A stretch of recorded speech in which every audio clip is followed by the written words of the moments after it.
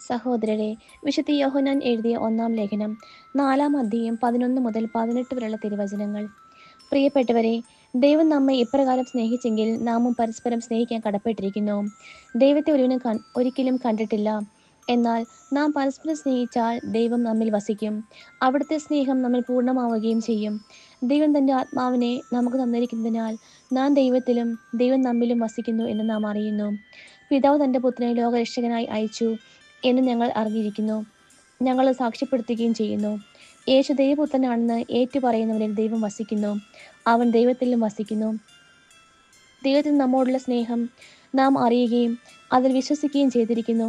ദൈവം സ്നേഹമാണ്. സ്നേഹത്തിൽ വസിക്കുന്നവൻ ദൈവത്തിലും ദൈവം അവനിലും വസിക്കുന്നു. വിരുദിനത്തിൽ നമുക്ക് ആത്മധൈര്യം ഉണ്ടാകുന്നതിന് സ്നേഹം നമ്മിൽ പൂർണ്ണത പ്രാപിച്ചിരിക്കുന്നു. എന്തെന്നാൽ ഈ ലോകത്തിൽ തന്നെ നാം അവനെ പോലെ ആയിരിക്കുന്നു. സ്നേഹത്തിൽ ഭയത്തിന് ഇടമില്ല. പൂർണ്ണമായ സ്നേഹം ഭയത്തെ ബഹിഷ്കരിക്കുന്നു. കാരണം ഭയം ശിക്ഷയെക്കുറിച്ചാണ്.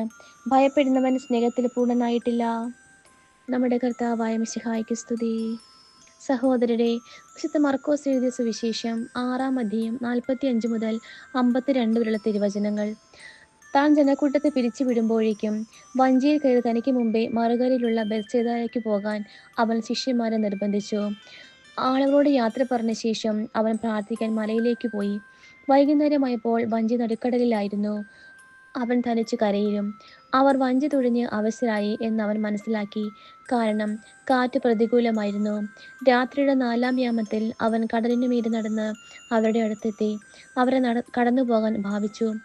അവൻ കടലിനു മീതെ നടക്കുന്നത് കണ്ട് അത് ഒരു ഭൂതമായിരിക്കുമെന്ന് കരുതി അവർ നിലവിളിച്ചു. അവരെല്ലാവരും അവനെ കണ്ട് പരിഭ്രമിച്ചു പോയി. ഉടനെ അവൻ അവരോട് സംസാരിച്ചു. ധൈര്യമായിരിക്കുവിൻ, ഞാനാണ്, ഭയപ്പെടേണ്ട. അവൻ വഞ്ചിയിൽ കയറി. അപ്പോൾ കാറ്റ് ശമിച്ചു. അവർ ആശ്ചര്യഭരിതരായി.